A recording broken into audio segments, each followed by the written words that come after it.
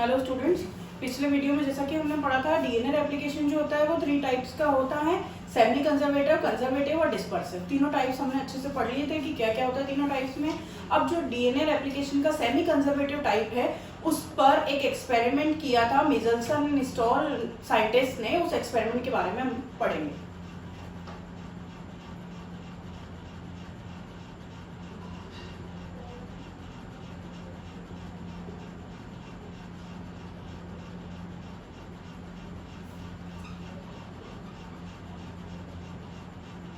इन्होंने 1958 में एक्सपेरिमेंट किया था। किस पे किया था? बैक्टीरिया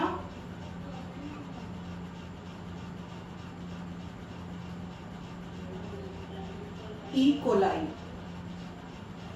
कोलाई नाम का जो बैक्टीरिया होता है उस पे इन्होंने मिचेल्सन एंड स्टॉल ने एक्सपेरिमेंट किया था। अब एक्सपेरिमेंट में इन्होंने क्या किया था, हम जानते हैं कि डीएनए के अंदर एक कंपोनेंट होता है क्या? नाइट्रोजन। इस नाइट्रोजन के दो आइसोटोप होते हैं N14 एंड N15।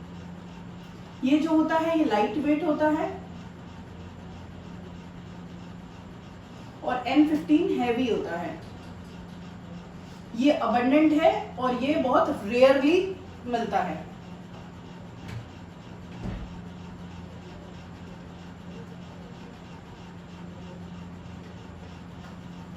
किसका कंपोनेंट है ये? डीएनए का। डीएनए में नाइट्रोजन प्रेजेंट होता है, ये हम पहले से जानते हैं। उसके दो आइसोटोप लिए मिचेल्सन स्टॉल ने N14 और N15। N14 के बारे में हम सभी जानते हैं, जो कि यूजुअली हम पढ़ते हैं केमिस्ट्री में भी, जो N14 होता है।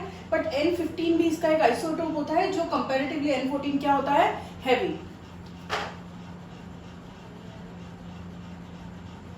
अब मिचेल्सन एंड स्टॉल ने क्या किया, इस ई कोलाई को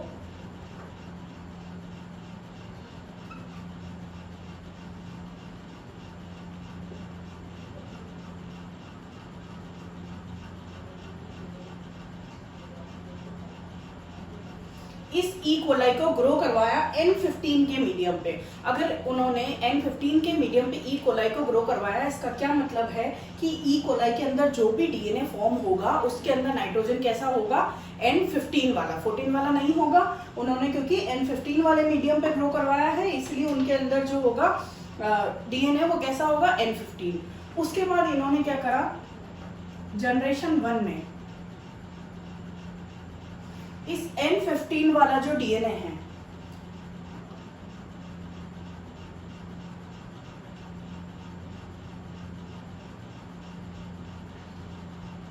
ये N15 वाला डीएनए है, इसको 40 मिनट्स के लिए N14 वाले मीडियम पे रखा। सबसे पहले क्या करा, ई कोलाई को N15 वाले मीडियम पे रख के ग्रो करवाया और उसके अंदर जो डीएनए फॉर्म हुआ वो कैसा था? हैवी नाइट्रोजन वाला, यानी N15 वाला। फिर उसके बाद जनरेशन 1 में उन्होंने इस N15 वाले को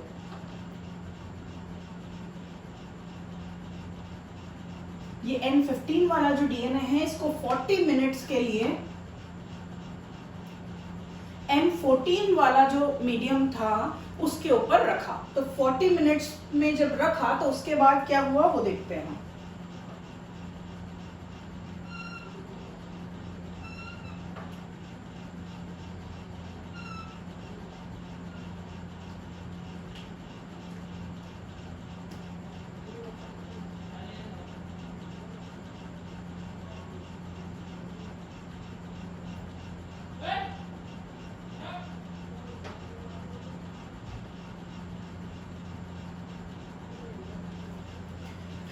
40 मिनट्स बाद जो डीएनए फॉर्म हुआ उसमें ये तो था N14 और ये था पेरेंटल N15 जो कि हमने पहले लिया था। यानी फर्स्ट जनरेशन के अंदर क्या हुआ, हाइब्रिड फॉर्म हुआ डीएनए का, जिसमें एक स्ट्रैंड तो पेरेंटल था और एक क्या था जो हमने N14 वाले पे रखा था, यानी लाइट वाला स्ट्रैंड था और ये कैसा था? डार्क वाला। जैसे जैसे एक्सपेरिमेंट होते जा रहे थे वैसे वैसे सैंपल कलेक्ट करके उसका सेंट्रीफ्यूगेशन करवा रहे थे। और सेंट्रीफ्यूगेशन जब करवाते हैं तो हमेशा जो हैवी चीज है वो नीचे बैठेगी, जो लाइट वेटेड चीज है वो अपर साइड पे रहेगी, जैसा कि अपन ने पहले भी एक एक्सपेरिमेंट में देखा था। तो क्या होगा कि अलग अलग बैंड्स आएंगे, ठीक है, अब उन्होंने क्या किया, वापस से कंटिन्यूस ये चल रहा है 40 मिनट्स के लिए, पहले इसको रखा था, फिर सैंपल लिया, फिर ये जो प्रोसीजर है वो कंटिन्यूस चल रहा है, आगे वापस 40 मिनट्स बाद वो सैंपल लेंगे। तो जब अगेन इसके बाद 40 मिनट्स बाद सैंपल लेंगे तो क्या होगा,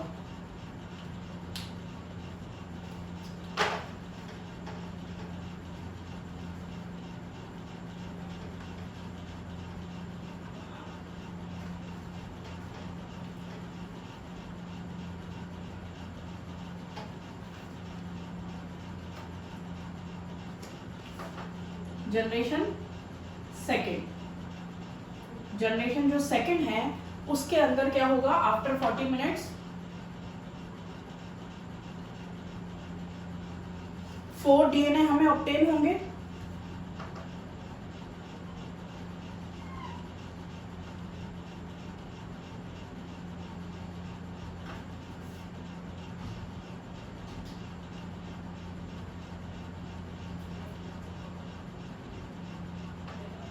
दो तो ये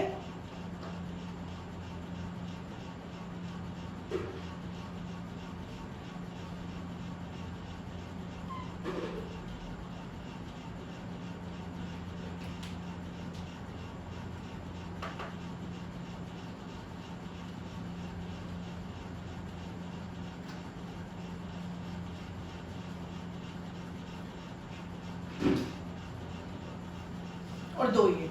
अब इसके अंदर क्या है, ये दोनों स्ट्रैंड कैसे हैं, N14 N14, ये N14 N15 जो पेरेंटल हमने लिया था N15 वाला, अगेन ये N15 N14 और ये जो है ये N14 N14, यानी दो जो ऑब्टेन हुए वो तो हाइब्रिड थे और जो दो हुए वो कैसे थे, न्यू, जो न्यू डीएनए बने वो दो बने और ये दोनों कैसे थे, हाइब्रिड, जिसमें N14 और N15 दोनों थे। अब जो हम बैंड्स देखेंगे,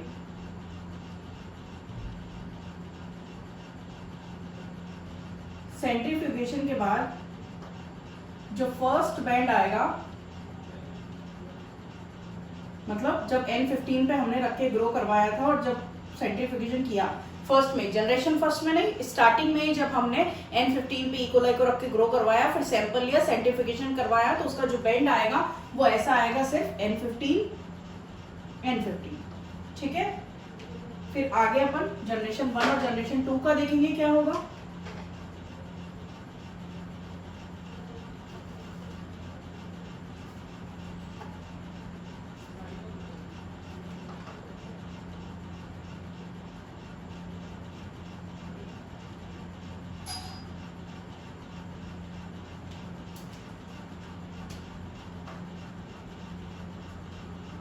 ये जनरेशन फर्स्ट का है, जिसमें जो बैंड आएगा वो एक N14 और एक N15, जैसा कि हाइब्रिड जो बना था जनरेशन 1 में, ये उसका बैंड आएगा। उसके बाद लास्ट जब हम देखेंगे,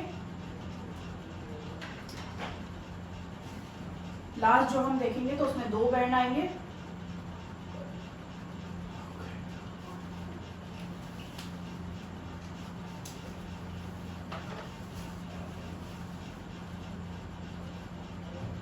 ये हाइब्रिड N14 N15 और ये N15 N15। इससे क्या पता चलता है कि हम चाहे कितनी बार भी एक्सपेरिमेंट करें, हमेशा सिर्फ हाफ जो डीएनए है वही फॉर्म होगा, बाकी का पेरेंटल रहता है। सिर्फ हमें at a time half DNA का फॉर्मेशन होता है, यानी जो डीएनए है वो कैसा होता है, डीएनए का रेप्लिकेशन सेमी कंजर्वेटिव टाइप का। ये जो बैंड्स आएंगे, ये जनरेशन फर्स्ट, ये जनरेशन सेकेंड। समझ आ गया आप लोगों को, ये क्लियर है।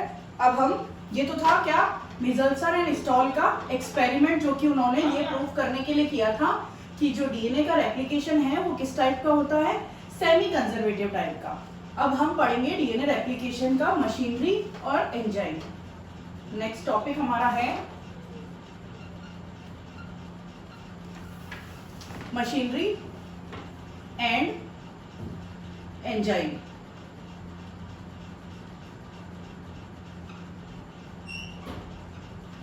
अब मशीनरी तो प्रोसीजर के रेप्लिकेशन का क्या होता है, और एंजाइम यानी कौन कौन से एंजाइम उसमें वर्क करेंगे।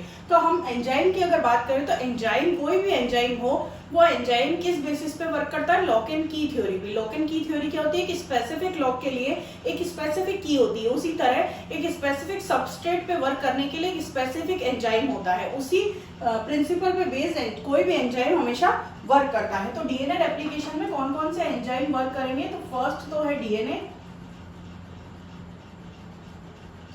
पॉलीमरेज,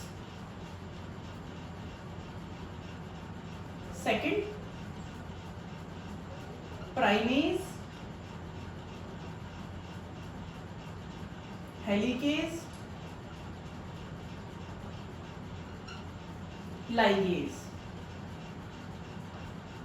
ये 4 एंजाइम ऐसे हैं जो किसमें काम आते हैं, डीएनए रेप्लिकेशन के पूरे प्रोसीजर के अंदर। अब डीएनए पॉलीमरेज क्या करता है,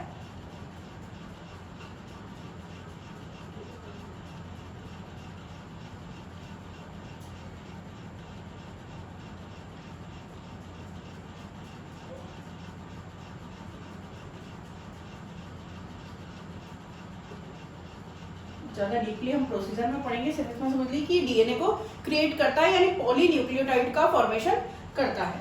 प्राइमेज क्या करेगा, it forms RNA primer.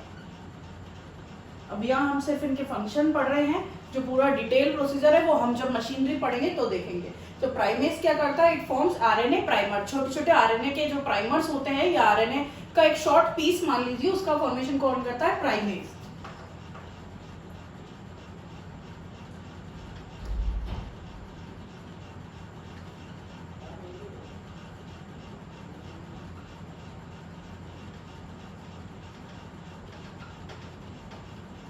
Helicase क्या करता है, रेप्लिकेशन के स्टार्टिंग में जो डीएनए के डबल हेलिकल जो स्ट्रक्चर होता है, 2 स्ट्रैंड्स आपस में जो कॉइल रहते हैं, उस कॉइल को अनवाइंड करता है, लाइगेज।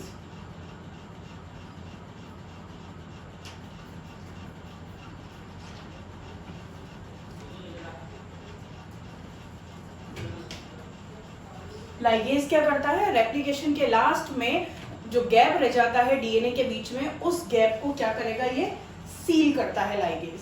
तो हमें मेन 4 जो है वो प्रोसीजर पढ़ने हैं, डीएनए 4 जो है वो एंजाइम्स पढ़ने हैं। फर्स्ट है डीएनए पॉलीमरेज, जो डीएनए का सिंथेसिस करेगा या डीएनए को बनाएगा। मेन जो एंजाइम है वो यही है। प्राइमेज जो है वो आरएनए प्राइमर को बनाएगा। अब आरएनए प्राइमर क्यों बनते हैं और वो कैसे बनते हैं, वो हम मशीनरी में पढ़ेंगे।